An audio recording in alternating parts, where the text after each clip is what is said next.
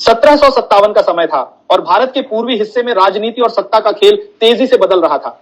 बंगाल का नवाब सिराज-उद-दौला, एक युवा और जोशीला शासक, अपने राज्य की स्वतंत्रता बचाने की कोशिश कर रहा था।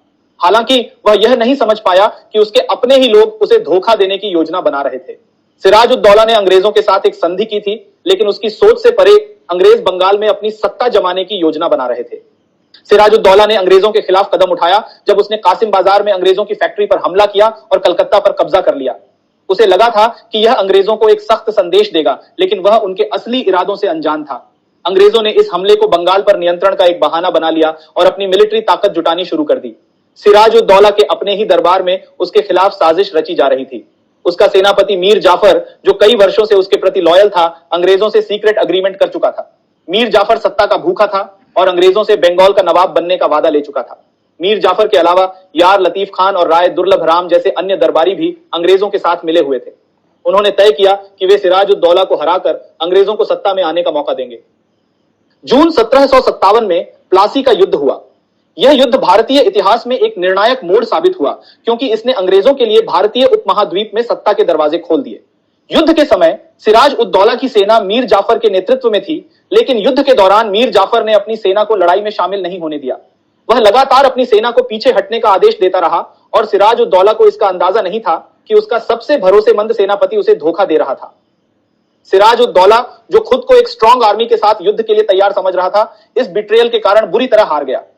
उसकी सेना का मोराल टूट चुका था और जल्द ही अंग्रेजों ने युद्ध में विक्ट्री हासिल कर ली। प्लासी की इस जीत ने न केवल अंग्रेजों को बंगाल में पावर स्थापित करने में मदद की, बल्कि यह उनके पूरे भारतीय एम्पायर की नींव भी बन गई। प्लासी की हार के बाद सिराज-उद-दौला ने अपनी जान बचाने के लिए भागने का प्रयास किया। वह मुर्शिदाबाद से भाग निकला, लेकिन उसकी किस्मत साथ नहीं दे पाई। जल्द ही वह पकड़ लिया गया और अंग्रेजों द्वारा मीर जाफर के पास लाया गया। मीर जाफर अपने पुत्र मीरान के साथ मिलकर सिराज-उद-दौला की हत्या की योजना बनाई। 2 जुलाई 1757 को मीरान ने सिराज-उद-दौला की हत्या कर दी और इस तरह बंगाल का आखिरी स्वतंत्र नवाब अपने अंत को प्राप्त हुआ। सिराज-उद-दौला की हत्या के बाद अंग्रेजों ने अपनी योजना के अनुसार मीर जाफर को बंगाल का नवाब बना दिया, लेकिन मीर जाफर नवाब की गद्दी पर बैठने के बावजूद एक वीक रूलर साबित हुआ। उसके पास कोई रियल पावर नहीं थी। बंगाल की असली सत्ता अब पूरी तरह से अंग्रेजों के हाथ में थी। मीर जाफर सिर्फ एक पपेट बनकर रह गया और उसकी नवाबी अंग्रेजों के निर्देशों पर ही चल रही थी। मीर जाफर ने शुरुआत में अंग्रेजों के साथ बने रहने की कोशिश की, लेकिन जल्द ही उसे एहसास हुआ कि वह सिर्फ एक पपेट से ज्यादा कुछ नहीं है। अंग्रेजों ने बार बार उसे लार्ज अमाउंट्स ऑफ मनी देने और अपनी इच्छाओं के अनुसार काम करने के लिए मजबूर किया। उसकी एडमिनिस्ट्रेटिव इनकेपेबिलिटी और वीक गवर्नेंस के कारण राज्य में अनरेस्ट और डिसऑर्डर फैलने लगी। बंगाल की जनता मीर जाफर के शासन से डिससैटिस्फाइड हो गई, लेकिन अंग्रेजों की पावर के सामने कोई विरोध करना असंभव था। रॉबर्ट क्लाइव, जिसने मीर जाफर को सत्ता में बिठाया था, उसकी इनकॉम्पिटेंस को लेकर भी नाराज था। क्लाइव ने इंग्लैंड की सीक्रेट कमेटी को पत्र लिखकर मीर जाफर की कमजोरियों की शिकायत की और उसे हटाने की योजना बनाने लगा। अंग्रेजों के लिए मीर जाफर अब केवल एक बोझ बन चुका था। 1760 तक अंग्रेजों ने मीर जाफर को हटाने का निर्णय ले लिया और उसकी जगह मीर कासिम को बंगाल का नवाब बनाया। मीर कासिम ने अंग्रेजों के साथ मिलकर शुरुआत में काम किया, लेकिन जल्द ही वह भी अंग्रेजों की एक्सेसिव डिमांड्स और इंटरफेरेंस से परेशान हो गया। इस तरह अंग्रेजों और बंगाल के नवाबों के बीच संघर्ष की एक नई कड़ी शुरू हुई, जिसने आने वाले वर्षों में बंगाल और पूरे भारत पर ब्रिटिश एम्पायर के कंट्रोल को और अधिक सशक्त किया। इस बीच बिहार में भी पॉलिटिकल इंस्टेबिलिटी और सत्ता का संघर्ष चल रहा था। रामनारायण, जो बिहार के गवर्नर थे, सिराज-उद-दौला के समर्थक थे और उनके प्रति वफादार थे। सिराज-उद-दौला की हार और मीर जाफर के सत्ता में आने के बाद बिहार की स्थिति भी बिगड़ने लगी। मीर जाफर को रामनारायण पर सस्पिशन था, क्योंकि उसे लगता था कि रामनारायण अभी भी सिराज-उद-दौला के परिवार के प्रति लॉयल है। मीर जाफर को डर था कि रामनारायण कभी भी उसके खिलाफ रिबेलियन कर सकता है। इस कारण मीर जाफर ने रामनारायण को हटाने की योजना बनाई और उसे बिहार के गवर्नर पद से रिमूव करने का प्रयास किया। रामनारायण ने बेहद चतुराई और दूरदर्शिता दिखाई। उसे यह अच्छी तरह समझ आ गया था कि मीर जाफर पर भरोसा करना खुद के लिए खतरा होगा और अपनी सत्ता बचाए रखने के लिए उसे एक शक्तिशाली सहयोगी की आवश्यकता थी। इसलिए उसने रॉबर्ट क्लाइव और अंग्रेजों से संपर्क किया। रामनारायण ने अंग्रेजों के साथ एक समझौता किया, जिसमें उसने अपनी लॉयल्टी का वादा किया और बदले में अंग्रेजों से सपोर्ट की मांग की। क्लाइव, जो बिहार और बंगाल में अंग्रेजों की सत्ता को और मजबूत करना चाहता था, रामनारायण को समर्थन देने के लिए तैयार हो गया। इस गठबंधन के कारण रामनारायण बिहार में अपनी सत्ता बनाए रखने में सफल रहा और मीर जाफर की योजनाएं नाकाम हो गईं। रामनारायण और अंग्रेजों के इस गठबंधन ने बिहार की पॉलिटिक्स को एक नया मोड़ दिया। अंग्रेजों का समर्थन मिलने के बाद रामनारायण को मीर जाफर का सामना करने में कोई कठिनाई नहीं हुई और उसने बिहार में अपनी स्थिति को मजबूत कर लिया।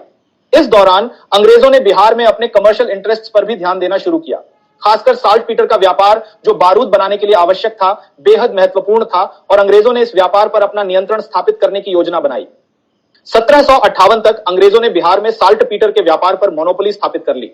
यह व्यापारिक एकाधिकार अंग्रेजों के लिए अत्यंत फायदेमंद साबित हुआ, क्योंकि साल्ट पीटर बारूद बनाने का एक मुख्य घटक था। इसके जरिए उन्हें न केवल आर्थिक फायदा हुआ, बल्कि उनकी मिलिट्री स्ट्रेंथ भी काफी बढ़ी। बिहार में साल्ट पीटर का उत्पादन बहुत बड़े पैमाने पर होता था और इसके नियंत्रण ने अंग्रेजों को स्थानीय राजाओं और जमींदारों पर दबाव बनाने का मौका भी दिया। रॉबर्ट क्लाइव ने सुनिश्चित किया कि अंग्रेजों के पास साल्ट पीटर के व्यापार का पूरा नियंत्रण हो। उन्होंने नवाब मीर जाफर से भी यह व्यापारिक अधिकार प्राप्त किया और बदले में उसे एनुअल पेमेंट्स का वादा किया। इस व्यापार से अंग्रेजों को न केवल धन प्राप्त हुआ, बल्कि उनके सैन्य संसाधनों में भी इजाफा हुआ, जिससे उन्हें भारतीय उपमहाद्वीप में अपनी स्थिति को और मजबूत करने में मदद मिली। अंग्रेजों का साल्ट पीटर पर नियंत्रण केवल कमर्शियल इंटरेस्ट तक सीमित नहीं था। इसके जरिए उन्होंने स्थानीय जमींदारों और व्यापारियों पर भी अपनी शक्ति दिखाई। बिहार के विभिन्न क्षेत्रों में फैले जमींदार और स्थानीय शासक अंग्रेजों के साथ ट्रीटीज करने के लिए मजबूर हुए, क्योंकि साल्ट पीटर व्यापार पर अंग्रेजों का एकाधिकार था। इसका कोई भी विरोध करने का अर्थ था कि उन्हें अंग्रेजी सेना का सामना करना पड़ेगा, जो उस समय एक बड़ा खतरा था। 1759 तक बिहार पर अंग्रेजों का आर्थिक और राजनीतिक नियंत्रण पूरी तरह से स्थापित हो चुका था। रामनारायण के साथ गठबंधन ने अंग्रेजों को बिहार में एक स्थिर स्थिति बनाए रखने में मदद की और बदले में रामनारायण अपने गवर्नर पद पर बना रहा। इस अलायंस ने अंग्रेजों को न केवल बिहार के रिसोर्सेज का उपयोग करने की अनुमति दी, बल्कि उन्हें क्षेत्र में अपनी पावर फैलाने का भी अवसर प्रदान किया। बिहार और बंगाल में व्यापारिक एकाधिकार और पॉलिटिकल अलायंसेस के जरिए अंग्रेजों ने धीरे धीरे पूरे क्षेत्र में अपनी पकड़ मजबूत कर ली। अब बिहार में भी अंग्रेजी सत्ता का प्रभाव साफ दिखने लगा था और स्थानीय शासक अंग्रेजों की ताकत के सामने कमजोर पड़ने लगे थे। 1759 में भारत में पॉलिटिकल इंस्टेबिलिटी का दौर चल रहा था और इसी अस्थिरता का फायदा उठाते हुए अली गौहर, जो बाद में मुगल सम्राट शाह आलम द्वितीय बना, ने बिहार पर हमला किया। अली गौहर उस समय मुगलों की घटती हुई पावर को फिर से स्थापित करने की कोशिश कर रहा था। बिहार, जो उस समय स्ट्रेटेजिकली और इकोनॉमिकली बहुत महत्वपूर्ण प्रांत था, अली गौहर के लिए एक मुख्य टारगेट था। उसे कई स्थानीय जमींदारों और शक्तिशाली सामंतों का समर्थन भी मिला, जो अंग्रेजों के बढ़ते प्रभाव से असंतुष्ट थे। अली गौहर का मकसद था पटना पर कब्जा करना, जो बिहार की कैपिटल थी और अंग्रेजों की कमर्शियल एक्टिविटीज का सेंटर भी। लेकिन अंग्रेज और बिहार का गवर्नर रामनारायण इस खतरे से वाकिफ थे और उन्होंने अली गौहर की योजनाओं का मुकाबला करने के लिए पहले से तैयारी कर रखी थी। जब अली गौहर की सेना पटना के करीब पहुंची, तो रामनारायण ने अंग्रेजी सेनापति पीटर एमिएट से मदद मांगी। अंग्रेजों ने इसे एक गोल्डन अपॉर्चुनिटी के रूप में देखा, क्योंकि अगर बिहार में उनकी पावर को चुनौती दी जाती तो उनका व्यापारिक और मिलिट्री कंट्रोल कमजोर हो सकता था। पीटर एमिएट, जो उस समय अंग्रेजी सेना का कमांडर था, ने रामनारायण की मदद के लिए तुरंत सैनिक भेजे। पटना की रक्षा के लिए समय पर पहुंची यह सहायता निर्णायक साबित हुई। रामनारायण और अंग्रेजों की संयुक्त सेनाओं ने अली गौहर की सेना का डटकर सामना किया और उन्हें पीछे हटने पर मजबूर कर दिया। इस संघर्ष में अंग्रेजी सेना और रामनारायण के नेतृत्व ने अली गौहर की योजना को नाकाम कर दिया। अली गौहर को अपने समर्थकों के साथ पीछे हटना पड़ा और पटना पर कब्जा करने का उसका प्रयास असफल रहा। 1760 में अली गौहर ने फिर से बिहार पर हमला करने की योजना बनाई। इस बार वह और भी संगठित होकर आया और उसे फ्रांसीसी कमांडर मॉन्सियर लॉ का समर्थन मिला। फ्रांसीसी उस समय अंग्रेजों के व्यापारिक और राजनीतिक विस्तार से नाराज थे और अली गौहर का समर्थन करना उनके लिए एक स्ट्रेटेजिक मौका था। मॉन्सियर लॉ के नेतृत्व में फ्रांसीसी और अली गौहर की संयुक्त सेना ने बिहार की तरफ कूच किया, जिसका मुख्य उद्देश्य फिर से पटना पर कब्जा करना था। लेकिन इस बार भी रामनारायण और अंग्रेजों ने मिलकर शाह आलम द्वितीय अली गौहर की सेना का सामना किया। अंग्रेजों को इस बात का एहसास था कि अगर वे बिहार में हार गए तो इसका असर पूरे बंगाल और बिहार में उनकी सत्ता पर पड़ सकता था। फरवरी 1760 में दोनों सेनाओं के बीच मासमपुर की निर्णायक लड़ाई हुई। यह युद्ध दोनों पक्षों के लिए बहुत महत्वपूर्ण था, लेकिन एक बार फिर रामनारायण और अंग्रेजों की सेना ने शाह आलम की संयुक्त सेना को हरा दिया। इस हार ने शाह आलम की ताकत को कमजोर कर दिया और बिहार पर उसका नियंत्रण स्थापित करने का सपना खत्म हो गया। मासमपुर की इस हार ने साबित कर दिया कि बिहार में अंग्रेजों का मिलिट्री और पॉलिटिकल कंट्रोल अब काफी मजबूत हो चुका था। 1761 तक शाह आलम ने एक अंतिम प्रयास किया बिहार पर कब्जा करने के लिए। इस बार उसने अपनी पूरी ताकत लगाई, क्योंकि उसे अपनी स्थिति को बचाने की सख्त जरूरत थी। लेकिन अंग्रेज भी इस खतरे से निपटने के लिए पूरी तरह से तैयार थे। इस बार ब्रिटिश जनरल मेजर कारनाक ने शाह आलम के खिलाफ मोर्चा संभाला। शाह आलम की सेना और अंग्रेजों के बीच पटना के पास स्वान की निर्णायक लड़ाई हुई। मेजर कारनाक ने बेहतरीन सैन्य रणनीति का प्रदर्शन किया और शाह आलम की सेना को बुरी तरह हरा दिया। सुआन की लड़ाई में मिली इस जीत ने बिहार और बंगाल में अंग्रेजों की सत्ता को और भी मजबूत कर दिया। शाह आलम को इस हार के बाद अपनी स्थिति का एहसास हुआ और उसके पास अंग्रेजों के साथ संधि करने के अलावा कोई विकल्प नहीं बचा। इस संधि ने शाह आलम को नाम मात्र का मुगल सम्राट तो बनाए रखा, लेकिन वास्तविक सत्ता अब पूरी तरह से अंग्रेजों के हाथों में आ गई। 1760 में बंगाल की राजनीति एक नाजुक मोड़ पर थी। प्लासी के युद्ध के बाद अंग्रेजों ने मीर जाफर को नवाब के रूप में स्थापित किया था। मीर जाफर का शासन पूरी तरह से अंग्रेजों के नियंत्रण में था और वह अंग्रेजों की हर डिमांड को पूरा करने के लिए बाध्य था। हालांकि मीर जाफर की आर्थिक अक्षमता और लगातार बढ़ते फाइनेंशियल दबावों के कारण उसकी स्थिति कमजोर हो गई थी। अंग्रेजों को यह महसूस होने लगा कि मीर जाफर अब उनके हितों की रक्षा करने में असमर्थ है। इसी समय मीर जाफर का दामाद मीर कासिम सत्ता के प्रति बेहद महत्वाकांक्षी था। अंग्रेजों को मीर कासिम में एक ऐसा रूलर दिखा जो न केवल अधिक सक्षम था बल्कि उनके साथ बेहतर तरीके से काम कर सकता था। इसीलिए 1760 में अंग्रेजों ने मीर जाफर को हटाकर मीर कासिम को बंगाल का नया नवाब नियुक्त कर दिया। मीर कासिम को एक कुशल एडमिनिस्ट्रेटर और विजनरी लीडर माना गया, जिसने सत्ता में आते ही कई महत्वपूर्ण रिफॉर्म्स लागू किए। मीर कासिम ने सत्ता संभालने के बाद बंगाल की आर्थिक स्थिति को सुधारने और अंग्रेजों के बढ़ते नियंत्रण को कम करने के लिए कई साहसिक कदम उठाए। सबसे प्रमुख सुधार था दस्तक प्रणाली का अंत करना। दस्तक वह विशेषाधिकार था जिसके तहत अंग्रेज व्यापारिक वस्तुओं का शुल्क मुक्त व्यापार कर सकते थे। इसका दुरुपयोग अंग्रेज अधिकारी बड़े पैमाने पर कर रहे थे, जिससे बंगाल को रेवेन्यू का भारी नुकसान हो रहा था और लोकल मर्चेंट्स को अंग्रेजी व्यापारियों के सामने टिकना मुश्किल हो गया था। मीर कासिम ने महसूस किया कि इस स्थिति को बनाए रखना न केवल उसकी सत्ता के लिए खतरा है बल्कि बंगाल की आर्थिक स्थिति को भी कमजोर कर रहा है। उसने आते ही दस्तक के दुरुपयोग को समाप्त करने का आदेश दिया। यह निर्णय अंग्रेजों के व्यापारिक हितों के लिए एक बड़ा झटका था। मीर कासिम का यह कदम स्थानीय व्यापार को प्रोत्साहित करने और रेवेन्यू में वृद्धि करने के उद्देश्य से लिया गया था, लेकिन इसके कारण अंग्रेजों के साथ उसका टकराव बढ़ने लगा। अगले कुछ महीनों में टेंशन और बढ़ गया। मार्च 1763 में मीर कासिम ने एक और महत्वपूर्ण निर्णय लिया। उसने इनलैंड ड्यूटीज को समाप्त करने का आदेश जारी किया, जिससे लोकल ट्रेड को बढ़ावा मिल सके। मीर कासिम का यह कदम बंगाल के व्यापारियों के लिए राहत लेकर आया, लेकिन अंग्रेजों के व्यापारिक हितों पर इसका विपरीत प्रभाव पड़ा। इंग्लिश ईस्ट इंडिया कंपनी, जो पहले से ही दस्तक के नुकसान को झेल रही थी, इस नए फैसले से और ज्यादा नाराज हो गई। मीर कासिम के इस कदम ने अंग्रेजों के विशेषाधिकारों को सीधी चुनौती दी। अंग्रेजी व्यापारियों को बिना शुल्क ट्रेड करने की छूट थी, लेकिन अब मीर कासिम के इस फैसले से अंग्रेजों को वही नियम लागू करने पड़े जो लोकल मर्चेंट्स पर थे।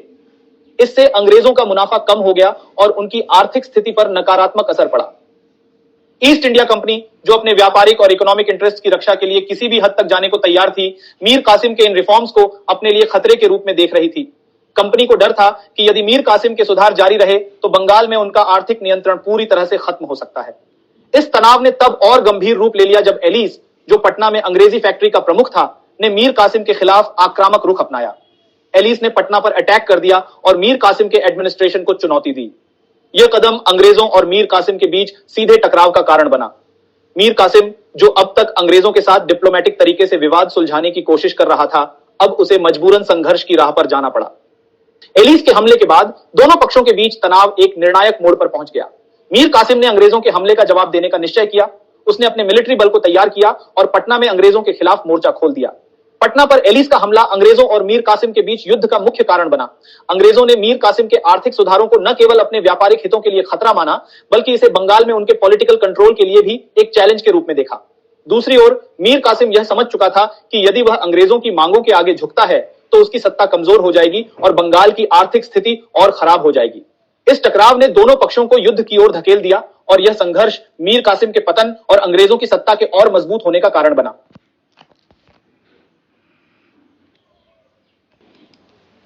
1763 में पटना पर एलिस के हमले ने अंग्रेजों और मीर कासिम के बीच संघर्ष को एक निर्णायक मोड़ पर पहुंचा दिया। एलिस का यह आक्रामक कदम केवल एक स्थानीय संघर्ष नहीं था, बल्कि इसने बंगाल में अंग्रेजों के प्रभुत्व को बनाए रखने की कोशिश और मीर कासिम की स्वतंत्रता की रक्षा के प्रयासों के बीच सीधे टकराव को बढ़ावा दिया। अंग्रेजों ने सोचा था कि पटना पर हमला करके वे मीर कासिम को दबा देंगे और उसे अपने अधीन कर लेंगे, लेकिन मीर कासिम ने इस हमले का करारा जवाब दिया।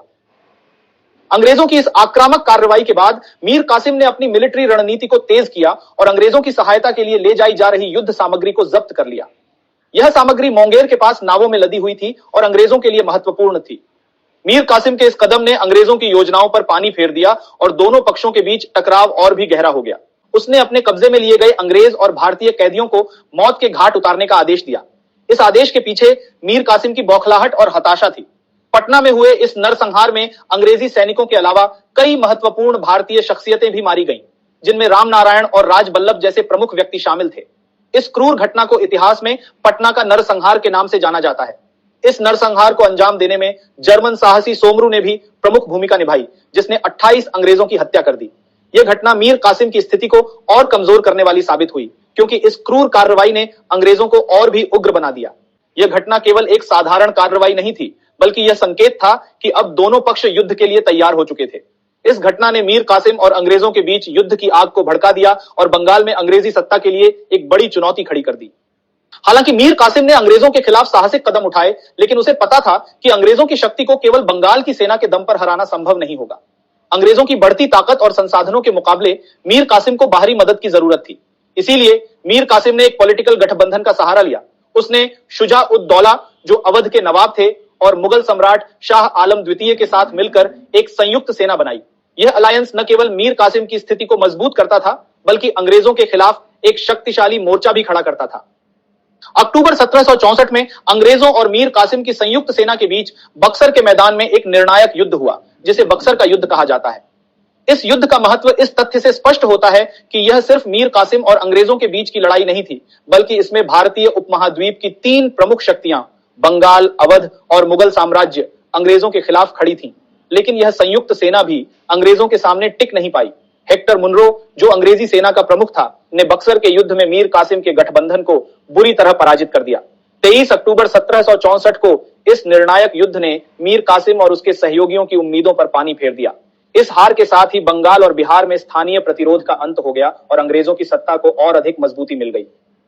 बक्सर की हार मीर कासिम के लिए एक बड़ा झटका थी। इस पराजय के बाद मीर कासिम ने एक अंतिम और निराशाजनक कदम उठाया। बक्सर की हार और पटना के नरसंहार के बाद मीर कासिम के लिए बंगाल और बिहार में कोई जगह नहीं बची थी। उसे अब यह एहसास हो गया था कि उसकी सत्ता और अस्तित्व पर संकट गहरा चुका है। अंग्रेजों के प्रबल प्रतिरोध के कारण मीर कासिम को अपने राज्य से भागकर अवध के नवाब शुजा-उद-दौला के दरबार में शरण लेनी पड़ी। अवध में शरण मिलने के बावजूद मीर कासिम की राजनीतिक स्थिति अब पूरी तरह से समाप्त हो चुकी थी। उसकी सत्ता छिन चुकी थी और अब वह केवल एक भगोड़े के रूप में जीवन जीने को मजबूर था। शुजा-उद-दौला के दरबार में भी मीर कासिम की स्थिति अधिक समय तक स्थिर नहीं रह सकी। अंग्रेजों के खिलाफ उसके सभी प्रयास विफल हो चुके थे और वह अब अपने जीवन के बचे हुए दिन एक पराजित और निराश व्यक्ति के रूप में गुजारने के लिए मजबूर था। मीर कासिम, जो कभी एक शक्तिशाली नवाब के रूप में उभरा था, अब एक भगौड़े और दर दर भटकने वाले शासक के रूप में अपनी अंतिम सांसें गिनने लगा। अंततः 1777 में मीर कासिम ने दिल्ली के निकट गरीबी और बदहाली में अपने जीवन का अंत किया। उसकी मृत्यु के साथ ही एक और भारतीय शासक की कहानी खत्म हो गई, जो अंग्रेजों के बढ़ते साम्राज्यवादी प्रभाव के सामने टिक नहीं सका। 1764 का बक्सर का युद्ध भारतीय उपमहाद्वीप के इतिहास में एक निर्णायक मोड़ साबित हुआ। इस युद्ध में हार न केवल मीर कासिम के लिए विनाशकारी रही, बल्कि उसके साथ गठबंधन में लड़ने वाले प्रमुख भारतीय शासक शुजा-उद-दौला और मुगल सम्राट शाह आलम द्वितीय के लिए भी घातक सिद्ध हुई। इस युद्ध ने भारतीय शासकों की शक्ति और उनकी स्वतंत्रता को कमजोर कर दिया और अंग्रेजों के साम्राज्यवादी मंसूबों को मजबूती दी। बक्सर की हार ने शुजा-उद-दौला और शाह आलम द्वितीय को अंग्रेजों की असली ताकत का एहसास करा दिया। यह न केवल एक सैन्य पराजय थी, बल्कि उनकी राजनीतिक स्थिति पर भी गहरा प्रभाव पड़ा। अंग्रेजों से हारने के बाद शुजा-उद-दौला और शाह आलम द्वितीय को मजबूर होकर अंग्रेजों के साथ शांति वार्ता करनी पड़ी। यह वार्ता भारतीय शासकों की अधीनता की कहानी को और आगे ले गई, क्योंकि जो शासक अब तक स्वतंत्र थे, उन्हें अंग्रेजों के अधीनता स्वीकार करनी पड़ी। शाह आलम द्वितीय, जो कभी मुगल साम्राज्य का सम्राट था, अब ईस्ट इंडिया कंपनी का एक कठपुतली शासक बनकर रह गया। उसने कंपनी के साथ समझौतों पर हस्ताक्षर किए, जिनके तहत उसकी सत्ता नाम मात्र की रह गई और असली ताकत अब कंपनी के हाथों में चली गई। मुगल साम्राज्य, जो कभी विशाल और शक्तिशाली था, अब केवल एक औपचारिक सत्ता बनकर रह गया। शाह आलम द्वितीय का यह पतन भारतीय शासकों की कमजोर होती स्थिति को दिखाता है, जिनकी स्वतंत्रता अब अंग्रेजी सत्ता के अधीन हो गई थी। इसी तरह शुजा-उद-दौला, जो अवध का नवाब था और एक प्रमुख शक्ति माना जाता था, को भी अंग्रेजों के सामने झुकना पड़ा। युद्ध के बाद उसे अंग्रेजों को भारी धनराशि चुकानी पड़ी। इसके अलावा उसे अंग्रेजों को अपना राजनीतिक और सैन्य नियंत्रण सौंपना पड़ा, जिससे उसकी ताकत और स्वायत्तता समाप्त हो गई। अंग्रेजों ने अब अवध पर भी अपना प्रभाव बढ़ा लिया और शुजा-उद-दौला के अधीनता स्वीकार करने के बाद यह साफ हो गया कि भारतीय शासकों की ताकत धीरे धीरे खत्म हो रही है।